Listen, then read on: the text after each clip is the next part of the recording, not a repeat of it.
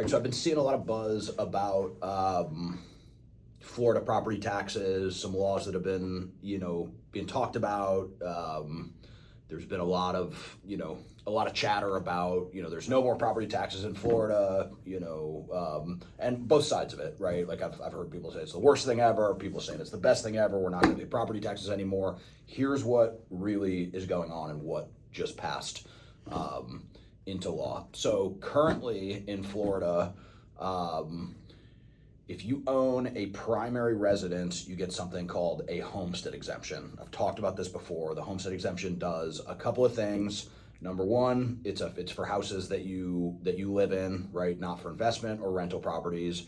You get a $50,000 exemption on the assessed value of your home, right? So if your home is assessed at $500,000, if you're a landlord and that's an investment property, you're paying taxes on $500,000 worth of house. If you live in that house, the first $50,000 is exempt from property taxes, so you would only be paying taxes on $450,000. The legislation that just passed, that was just proposed, it does not eliminate property taxes, period, across the board.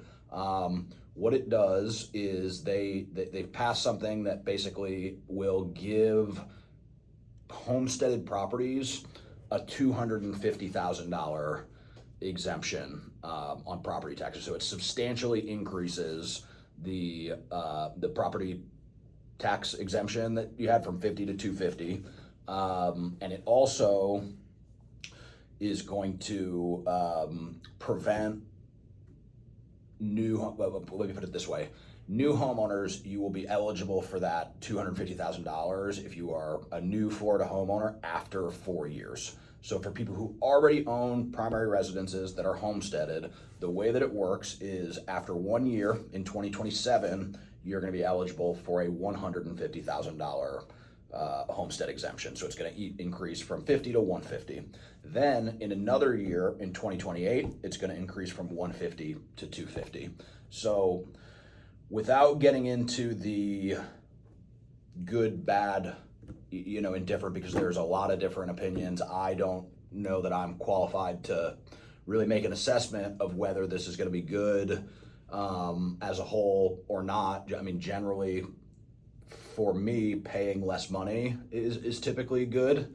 And if I'm not an institutional landlord, I don't own a bunch of investment properties. I own a primary residence, and this is going to save me a bunch of money. So how that's going to cascade and affect other things, I don't know, and I think we've yet to see what that is going to do. But I do think that it is going to provide some relief for homeowners that are paying, a lot of money for property taxes, especially people who have purchased recently. There's a lot of people living in. Let's say you bought your house 10 years ago, right? You paid $200,000 for it.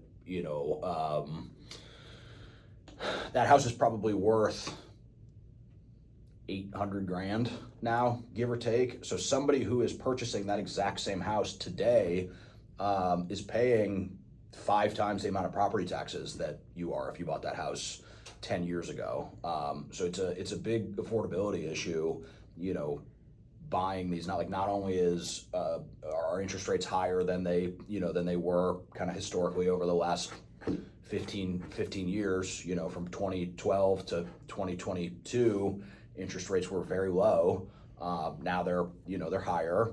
The price of homes is higher than it's really ever been. And then the byproduct of that, in Florida especially, the price of insurance is through the roof. I pay 3 times the amount of money every year for insurance than I did when I first bought my house. So it's like a pretty substantial increase. And the byproduct of homes being more expensive is that you're paying tax on the fair market value of the home when it's a new purchase. So you're really just getting it from every angle right now. If you're like a new homeowner in Florida, it's not uncommon, to see people paying $5,500 a month for their starter home, for like their first home purchase, which is much higher every month than what a lot of people have paid in the past and what a lot of people are prepared to pay. So it really prices out a lot of people from the market. I hope that this provides a little bit of relief, even if it's a $500 a month decrease in property taxes. That's $500 that can go towards